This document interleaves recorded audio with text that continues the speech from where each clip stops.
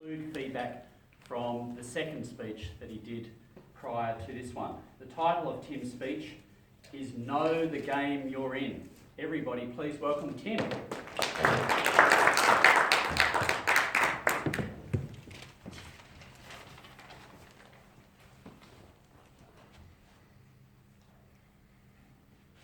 Thank you, Pat. So, who has heard of the iPod? Raise your hand. Nobody. So, who has heard of the Zune? Does anybody know what a Zune is? No? Well, I'll get to that later. Do you feel frustrated in life? Or have you ever felt frustrated in life? Well, I have. And I've realised that sometimes that when I'm frustrated, I'm actually playing the wrong game. And that my competitor is the wrong competitor for the wrong game. So what do I mean by that? So in game theory, there are two types of games. There's the finite game, and there's the infinite game. And a finite game is a set rules, set amount of players, set objectives. You cannot go back and say to your competitor, oh, if we play another 10 minutes, I know I can beat you. Whereas the infinite game is unknown objectives, unknown number of players, unknown rules, and players don't play to win.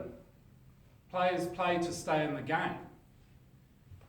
And losers don't lose. They merely either drop out because they've lost the will to play, or they have no more resources to play that game. Now, there are two examples of infinite games. The game of life and the game of business. Whenever you see somebody going, we're number one in marketing rubber dog shit, we're number one in capital, we're number one in square footage, or we're number one in the number of employees that we have. Well, that's quite finite. Nobody's really agreed to the rule. People say after the end of 12 months, whoever's got the most money wins. Well, yes and no. It still carries on, whether it's 12 months, 18 months, 24 months. Now, a good example of the business of an infinite player is Apple. And when Apple was developing the iPod, 5 years later, Microsoft bought out the new Zune. And now this was back in 2010, when the iPod was released in 2005. Apple was doing their own thing.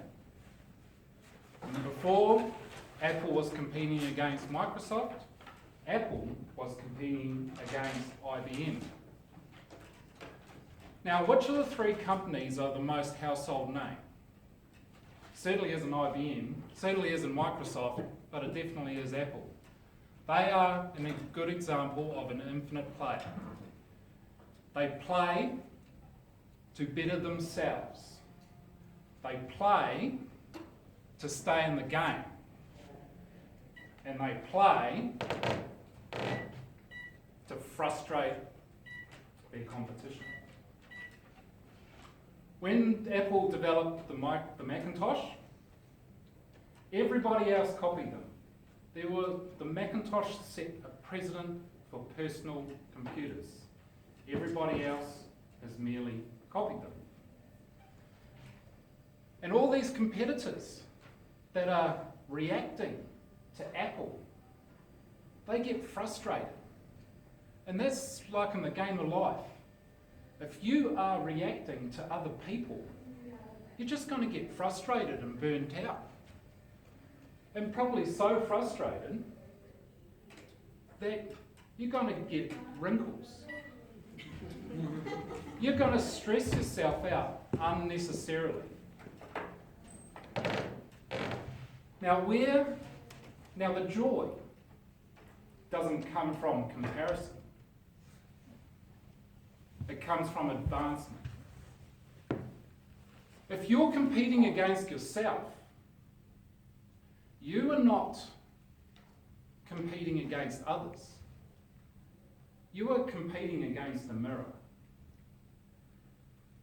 And that's a whole lot more fun and enjoyable to compete against yourself rather than competing against others. Staying in your lane, like I've said before.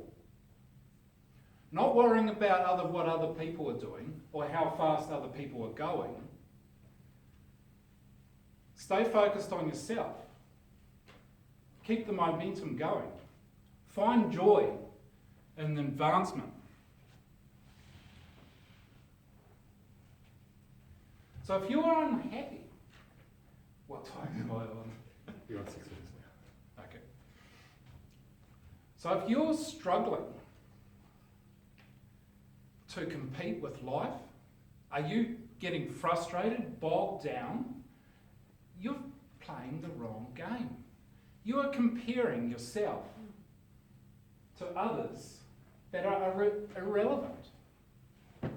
You need to step back, refocus, and compete against yourself.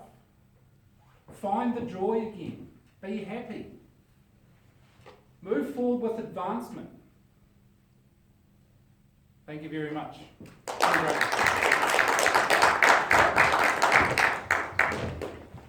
Thanks very much, Tim. I studied game theory in university actually, and I never thought I'd